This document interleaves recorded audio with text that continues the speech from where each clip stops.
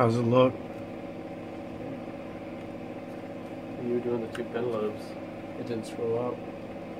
Like right now, it's still the way it should be, not zooming in or out, focusing. Good.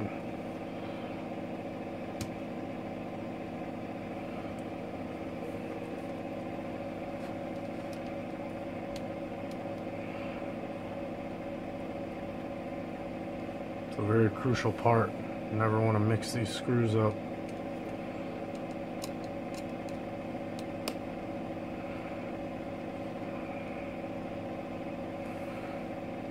Mix these screws up. Say bye-bye, motherboard.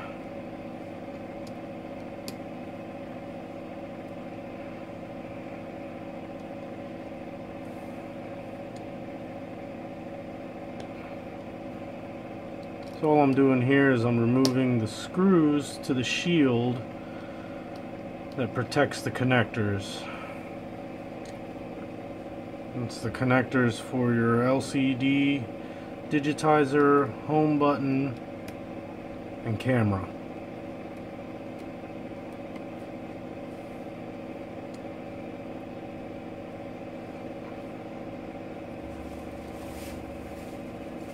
As you can see, here are the connectors, all right here. This connector right here is your camera, your front-facing camera.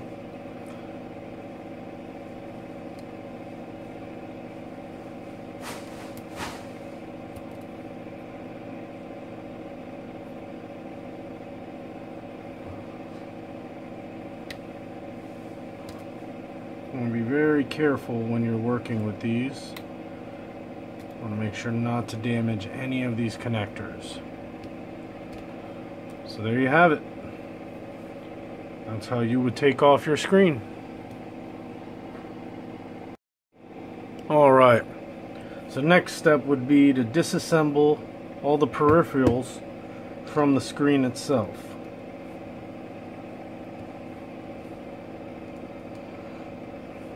As you can see, this screen was badly damaged.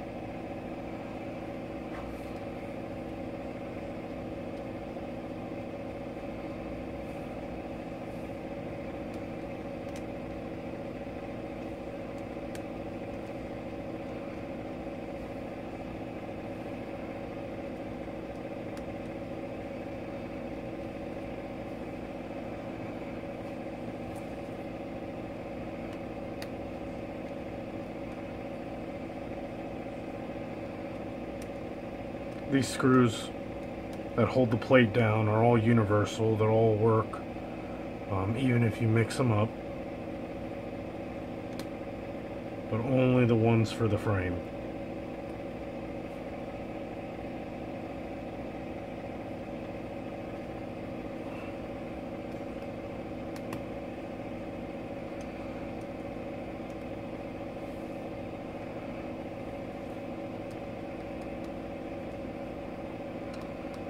Magnetic tools definitely help the process.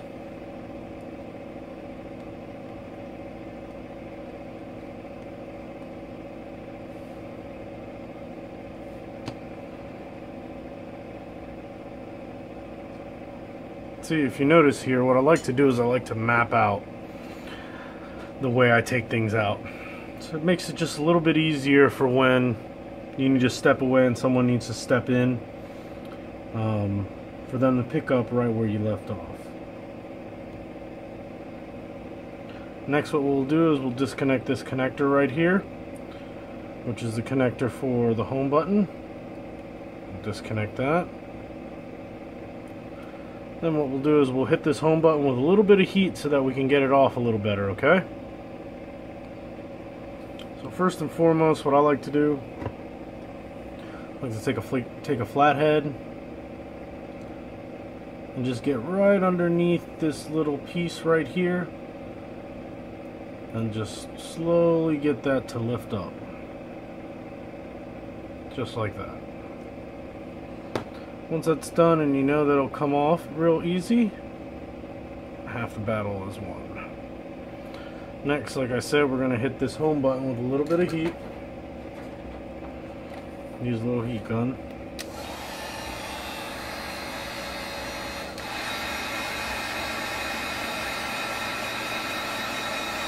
Don't want to use too much heat because you don't want to end up melting a flex cable of any kind. And you see how easy that comes up? It's a little bit of heat, and there we go.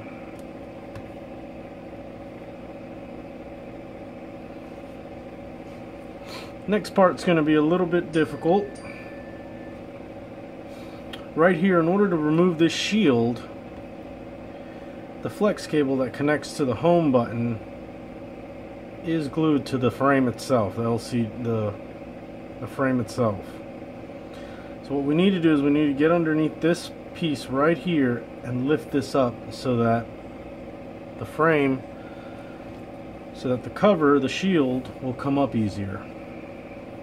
So what I like to do is I like to just gently get yourself under there.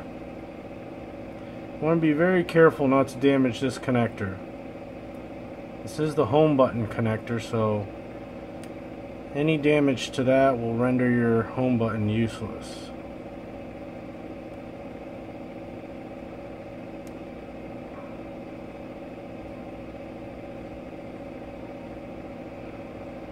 Normally it's fairly simple to get under with a flathead, but in this instance it's posing an issue. So once you get just a little bit of leeway like that and you're underneath, you just want to slowly but surely just push forward and keep twisting nice and easy until the whole assembly piece comes loose, as you can see.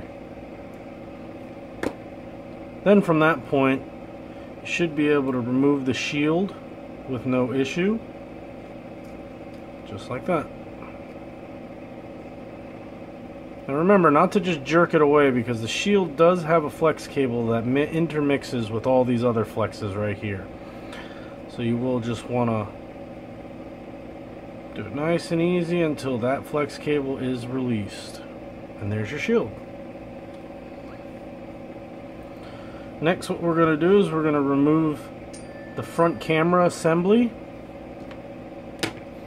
This is a little bit difficult, because you want to make sure not to tear any flex cables, not to destroy the light sensor and all. And this also harnesses your front camera and your speaker, your internal top speaker. So the way I like to do it is take a flathead once again, kind of get yourself nice and underneath there. As you can see, this is going to be a little bit difficult just because of the fact that this frame on this device is pretty much all gone. So just gonna have to take some extra time, just make sure everything comes out right. Like I said, I like to get a little bit of leeway, and then I like to twist my screwdriver just enough to get yourself started.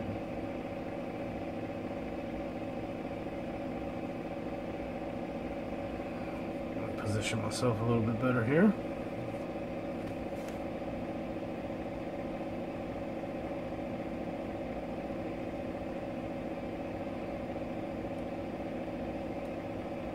So what we want to do is we want to just take a look real quick, make sure that nothing's due to the crack on the front and everything and the missing pieces. We just want to make sure that this flex cable is in good condition.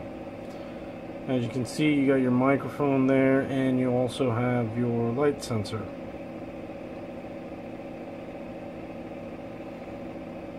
So once this is loose As you can see, it's just this whole assembly right here. These two actually stay connected to the screen. This is what's your LCD and digitizer itself. So we want to free this up, and the best way I've seen to free this up, and I've done to free this up, would be to hold these out of your way, get your flathead once again, and get right underneath this little nipple. There's a nipple right here, if you can see that, right there. I like to get my screwdriver right underneath there and just slowly but surely get it to tear away. As you can see, like I said before, the frame itself is pretty badly damaged. See, it just broke apart. So really, the main idea here is this microphone piece right here is somewhat glued to this frame right here. And I'll show you what I mean when we start to install this on the new screen. So what I like to do is I like to kind of get myself a little bit of leeway and just slowly work it without damaging the module. As you can see, it's starting to pry up nice and easy. And you just want to take your time. And there you go. There you have it. There's your front camera flex. And here's your old broken screen. Next step would be to grab the new screen and continue with the installation. Gonna take a little quick 5-minute break and we'll be back. So we're back. Put my glasses on real quick. Alright, so we're back. I did all my normal testing on this particular individual's device. Everything checks out. So what we're gonna do now is put the plate back on. As you can see, just set that right on in there.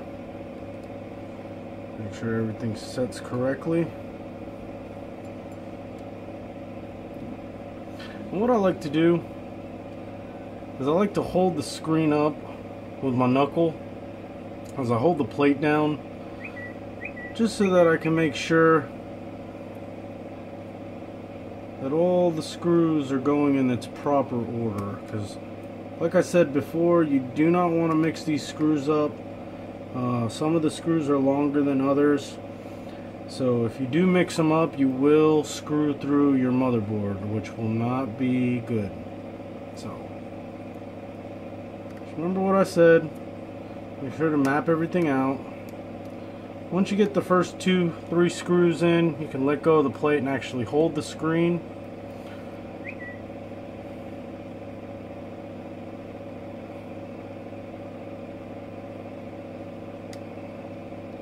Get everything in there correctly. And you don't want to kill these screws. You just, you want to just tighten them until they can't go no more. What I'm trying to say is just don't use a heavy hand. Just use a light, easy hand. Once you feel your screwdriver starting to slip out of the grooves of the top head of the screw, that should be more than enough force and everything to be able to hold this plate down. So just want to definitely take it nice and easy.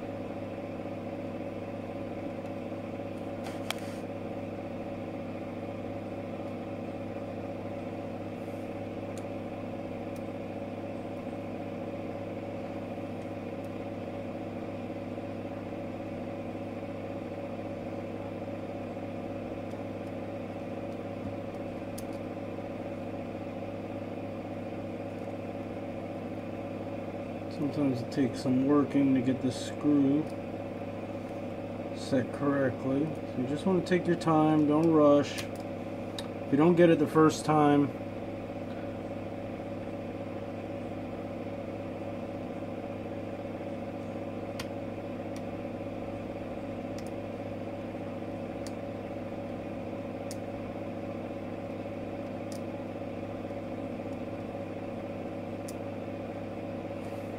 so I'm having some trouble here.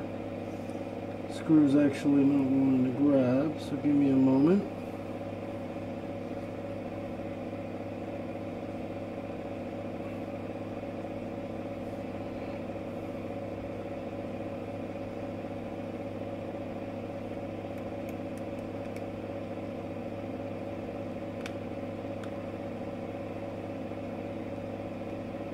go. Like I said, just take your time, nice and easy, and everything will go swimmingly. Next, what I'm going to do is I'm going to set the screen down into the frame. Make sure that all sides of the frame does go down into the frame of the phone. I want to use gentle but stern pressure in order to get this screen in. As you can see, it's flush, flush, and flush. That's what you're looking for.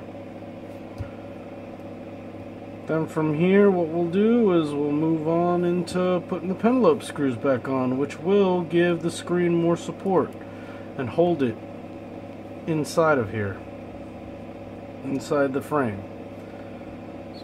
So like I said, once again, you don't want to kill it, you don't want to end up stripping it, so you just want to take it easy, pop the penelope in, and screw that down.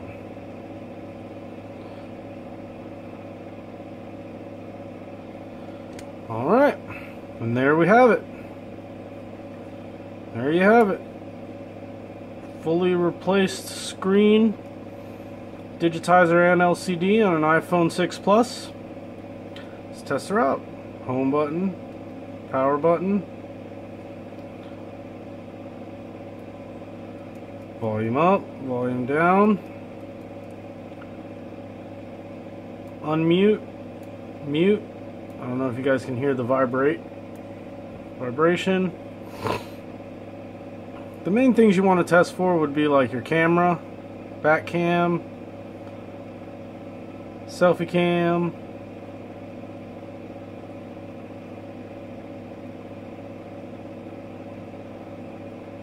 then voice memos. Voice memos is good to use to test your microphone, your speakerphone, and your top speaker and your light sensor, and that's what we'll do. Test, test, test, test, test.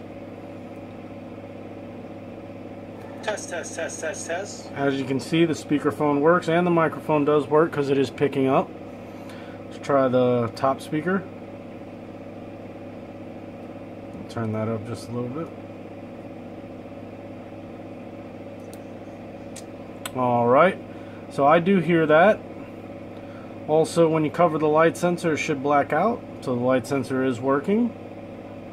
So what we'll do is we'll go ahead and delete that because I doubt the customer wants my test voice on here.